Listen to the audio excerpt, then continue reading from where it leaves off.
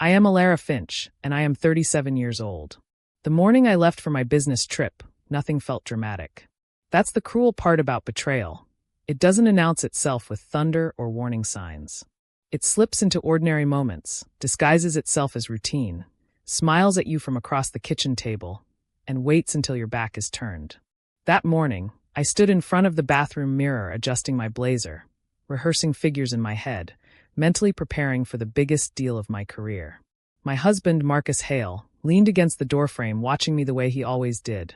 Quiet, unreadable, familiar enough that I stopped questioning what I saw and what I didn't. Before we continue, please like, comment, and subscribe, and tell us where you're watching from. Stories like this reach people who know what it means to trust deeply and lose suddenly, and your support helps these stories find those who need them. Marcus offered to drive me to the airport. He insisted, actually, even though I told him I could call a ride. He said he wanted a few extra minutes with me. At the time, I thought it was sweet. Looking back, I wonder if he needed to make sure I really left. We drove mostly in silence, the city still half asleep, traffic lights blinking yellow like they were undecided about the day ahead. At the curb, he hugged me longer than usual. His hands lingered on my back, tight enough to feel almost desperate. 10 days, I said lightly. Try not to miss me too much. He smiled, but it didn't reach his eyes. I'll be right here. I didn't know then how carefully chosen those words were. The flight was long, exhausting, and productive. Zurich greeted me with steel skies and ruthless efficiency. My schedule was packed from the moment I landed. Meetings, negotiations, late dinners where everyone pretended not to be calculating everyone else's worth. I loved it. Work had always been the one place where things made sense. Effort led to results. Preparation mattered. Truth was documented. Nothing hid behind emotion. Marcus texted the first night. Hope you landed safe. House feels quiet without you. I replied with a photo of my hotel window and a heart emoji. That was the last message that felt normal. As the days passed, his calls became shorter. Sometimes he wouldn't answer at all. When I asked, he said he was busy, tired, overwhelmed. I told myself that marriage meant trusting even when it felt uncomfortable. I told myself not to become one of those women who interrogate silence. I had no idea silence was already answering me. On the 6th day, I was in the middle of a presentation when my phone buzzed. I ignored it at first. Then it buzzed again. And again. I glanced down and saw my bank's number. My stomach tightened, not with fear but irritation. I stepped out of the room and answered, already preparing to ask them to call back later. Mrs. Finch, the woman on the line said carefully, we need to confirm 2 asset transfers that were finalized yesterday. I leaned against the wall, pen still in my hand. What kind of transfers? Vehicle title transfers. Both cars registered under your name. For a moment, I thought this was a mistake. A misunderstanding. Something clerical that would resolve itself with one explanation. That can't be right, I said calmly. I'm overseas. Yes, she replied, but your husband completed the sale. The documents were notarized. Funds were deposited. The hallway suddenly felt very narrow. Which cars? I asked, though I already knew. She listed them anyway. My SUV. My sedan. Both sold. I ended the call without saying goodbye and stood there staring at nothing, my thoughts refusing to line up. I called Marcus immediately. Straight to voicemail. Again.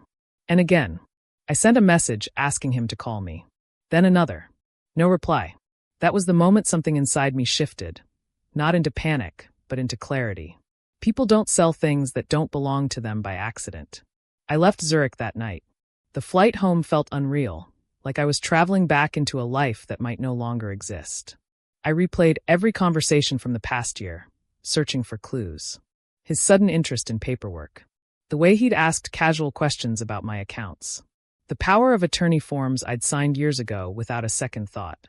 Marriage, after all, is built on shared access. Shared trust. Shared assumptions. When I arrived home, the house greeted me with silence so complete it rang in my ears. The lights were off. The driveway was empty. I unlocked the door and stepped inside, my heels echoing too loudly on the floor. Something was wrong immediately. Not because things were missing, but because they were selectively missing. The couch pillows were gone. His coats were gone. His shoes. His laptop. Drawers stood open like mouths frozen mid-confession. In the bedroom, his side of the closet was stripped bare.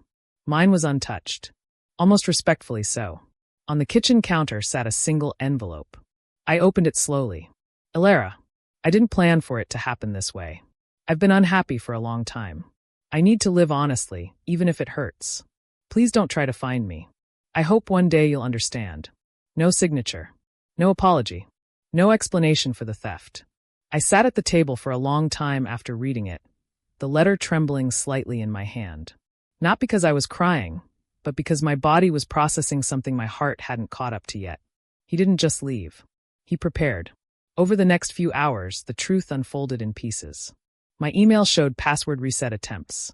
My credit alerts showed activity I hadn't authorized. A neighbor mentioned seeing a woman help Marcus load suitcases into a car days earlier. A woman I had never met. A woman who laughed, apparently, as if she were moving into a future she'd already claimed. I didn't sleep that night. By morning, grief gave way to resolve. I called my lawyer, then my accountant, then my closest friend, Noor. He sold my cars, I said flatly. There was a long pause on the other end of the line. Elara, she said gently, that's not the worst part, is it? No, I replied. The worst part is that he thought I wouldn't survive it.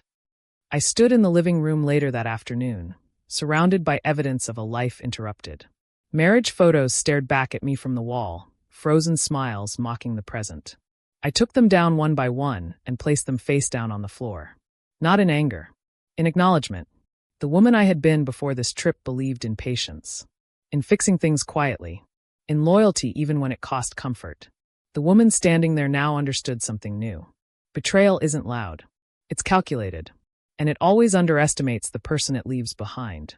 And that was only the beginning. The days after Marcus vanished blurred into something shapeless, like time itself had lost structure. Morning came and went without meaning. I moved through the house on instinct alone, touching objects just to confirm they were real. Every room held echoes of a man who had rehearsed his absence long before he committed to it. Cups he once used sat untouched. His favorite chair felt foreign now, like it belonged to a stranger who had briefly borrowed my life. The lawyer's office became my second home. Paper after paper revealed how deliberate Marcus had been. He hadn't just sold my cars. He had been studying my routines, my travel schedule, my blind trust. Power of attorney, signed years earlier after a surgery, had become his key. He knew exactly what he could access and what he couldn't. He also knew what would hurt the most without raising alarms. You're lucky, Daniel said during one meeting, pushing his glasses up his nose as he reviewed another file. He rushed. Lucky wasn't the word I would have chosen, but I understood what he meant. Sloppy criminals leave trails. And Marcus, fueled by ego and urgency, had left plenty. Bank statements painted the next picture. Money withdrawn in irregular patterns. Hotel charges in cities I'd never visited. Jewelry purchases that didn't match my taste. And then, a name that repeated itself often enough to demand attention. Sienna Brooks. The first time I saw it, I felt nothing. The second time, irritation. By the third, a cold recognition settled in. This wasn't a passing affair. This was an investment. I asked Noor to dig quietly. Noor had always been the kind of friend who noticed details others ignored. She didn't ask questions. She just listened and went to work. 3 days later, she called me. I found her, Noor said. I didn't ask how. She's not subtle. Social media is basically a confession. Photos appeared on my screen minutes later. Sienna on a balcony overlooking the ocean. Sienna in designer dresses.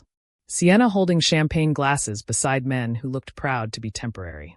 And there he was, cropped carefully at the edge of one image. Marcus, smiling like a man who believed he had escaped gravity. Something twisted in my chest, not jealousy, but disbelief. He hadn't run away for love. He'd run away to be admired. The realization hit harder than the betrayal itself. Love at least would have implied emotion, confusion, weakness. This was vanity. A midlife resurrection fantasy funded by my labor and my silence. Weeks passed. Marcus didn't call. He didn't write. It was as if he believed disappearance alone could rewrite history. Meanwhile, Sienna flourished online. New city. New car. New captions about choosing happiness and cutting toxic energy. Toxic. I nearly laughed the first time I read that. The court filings began quietly. Asset recovery. Fraud investigation. Unauthorized sales. Each step was clinical, emotionless, almost boring in its precision. Justice, I learned, doesn't rush. It builds. Then one evening the phone rang. Marcus. I let it ring until it stopped. Then it rang again. And again. When I finally answered, his voice was smaller than I remembered. "Elara," he said softly, like the name might still unlock something. "Please just hear me out." I didn't respond. "She left," he continued, desperation creeping in. "She took everything." I leaned back against the kitchen counter, the same counter where he'd left that cowardly note. "She convinced me to sell the cars," he said quickly. "Said it was temporary. An investment. She promised." I cut him off. "You sold them because you wanted to." Silence. "You wanted to impress her," I continued calmly. "You wanted to look powerful, generous, untouchable." "That's not." "It is," I said. "And now you're calling because the illusion ended." His breathing grew uneven. "She disappeared, Elara. Closed accounts. Changed numbers. I don't even know her real last name. Of course she hadn't loved him. Women like Sienna didn't attach themselves to men. They attached themselves to opportunity." "You trusted a stranger more than your wife," I said. "Live with that." He showed up at the house 2 nights later. I watched him through the window before opening the door. He looked older, thinner. The confidence that once padded his posture was gone, replaced by something brittle. He stood there holding nothing, not even dignity. "Elara," he said the moment the door opened, relief flooding his face as if my presence alone meant forgiveness. "You have 5 minutes," I replied. Inside, he talked fast. Too fast. Words spilled out like he was afraid silence would expose him. He described Sienna in fragments, how she made him feel young, how she listened, how she encouraged him to take control of his life. He didn't notice how every sentence centered himself. "She said you didn't appreciate me," he added finally. I smiled then. Not kindly. "She was right about one thing," I said. "I didn't appreciate the version of you who needed applause to feel alive." He reached for me. I stepped back. "I loved you," he whispered. "No," I corrected. "You loved how I made your life stable while you chased chaos." He left that night with nothing. The next months were relentless for him. The court froze his accounts. The car sales were reversed on paper, but unrecoverable in reality. Criminal charges followed, not dramatic arrests, just official letters that dismantled his future line by line. His job terminated quietly. His friends stopped returning calls. Even his family distanced themselves, embarrassed by the publicity. As for Sienna, she didn't vanish completely. She resurfaced under investigation in another state. Different man. Same pattern. Luxury paid for by borrowed trust. When the charges caught up to her, she tried to negotiate her way out like everything else in her life. Fraud doesn't negotiate. One afternoon, Daniel called me. "They're asking if you want to pursue maximum damages," he said. I looked around my house, still standing, still mine, even after everything. "Yes," I said simply. Not out of revenge. Out of clarity. Marcus tried to contact me one last time after that. His message was short. I lost everything. I didn't reply. Because what he lost wasn't taken from him. It was returned to its rightful owner, consequences. And while his life collapsed under the weight of his own decisions, mine began to rebuild itself quietly, brick by brick. Not because I was stronger than him, but because I refused to lie to myself about who he had become. Part 3 would be about what happens after the noise dies down. After betrayal finishes screaming. After karma completes its work. When a woman finally chooses herself. Silence returned to my life long before peace did. After the court hearings ended and Marcus stopped calling, there was a strange stillness that settled over everything. Not the kind that soothes you, but the kind that forces you to confront yourself. For years, my identity had been shaped by responsibility, by being dependable, patient, forgiving. Now, stripped of marriage and illusion, I had to decide who I was without constantly holding someone else together. The house changed first. I rearranged furniture, repainted walls, replaced things I had chosen to tolerate rather than love. Every object Marcus had touched felt heavier than it should have, like it carried residue. I boxed up what remained of him, not in anger, but in closure, and donated most of it. Letting go wasn't dramatic. It was methodical. Work followed. I threw myself into it with renewed clarity, not as an escape, but as a reclaiming. Deals closed faster. Decisions came sharper. I no longer second-guessed myself to keep peace waiting at home. Without realizing it, I had been shrinking to make space for a man who mistook comfort for entitlement. One evening, months later, Nora and I sat on my balcony watching the city settle into night. "You look lighter," she said. "I feel honest," I replied. That was the truth. Not happy yet. Not healed. But honest. Marcus, on the other hand, unraveled quietly. News reached me in fragments, not because I sought it, but because consequences have a way of circling back. He tried to contest the rulings and failed. His appeals were denied. Debts followed him like shadows. Jobs didn't last once his history surfaced. Employers don't like unpredictability, and Marcus had become the embodiment of it. Once, I ran into someone who used to call him a friend. "He still talks about you," the man said awkwardly. "Says losing you was the real punishment." I nodded politely and changed the subject. Punishment implies injustice. This was accounting. Sienna's story ended differently, but no less predictably. She took a plea deal. Her charm didn't translate well in courtrooms. The same confidence that dazzled men irritated judges. When everything collapsed, she claimed manipulation, love, desperation. But patterns don't lie, and neither do records. I never met her. I didn't need to. She was just the mirror Marcus chose to admire himself in. The real reckoning came one afternoon when I received a handwritten letter. Marcus. It was longer than his last message. Slower. Less frantic. He wrote about regret. Not the performative kind, but the hollow, exhausted variety. He admitted he had confused being wanted with being loved. That he'd mistaken my stability for control. That running away had cost him everything worth keeping. If I could go back, he wrote, I would have stayed. I folded the letter carefully and placed it in a drawer I rarely opened. Not to revisit it, but to remember. Forgiveness, I learned, doesn't always require reconciliation. Sometimes it simply means releasing the need to see someone punished beyond what life has already arranged. A year passed. Then another. My life expanded in ways I hadn't anticipated. I traveled again, not for escape, but for joy. I laughed without checking who might feel left out. I built friendships that didn't require emotional negotiation. And eventually, I allowed myself to be seen. Not as a wife, not as a provider, but as a woman who had survived betrayal without becoming bitter. One afternoon, standing in my driveway beside two new cars, both mine, both earned honestly, I felt something unexpected. Gratitude. Not for the pain, but for the clarity it forced. Marcus taught me something he never intended to. That loyalty without respect is self-erasure. That love without accountability is illusion. And that a woman who rebuilds herself after betrayal is far more dangerous than one who never falls. I never heard from him again after that letter. I hope he found peace. But I found myself. And if this story resonated with you, please like, comment, and subscribe, and tell us where you're watching from.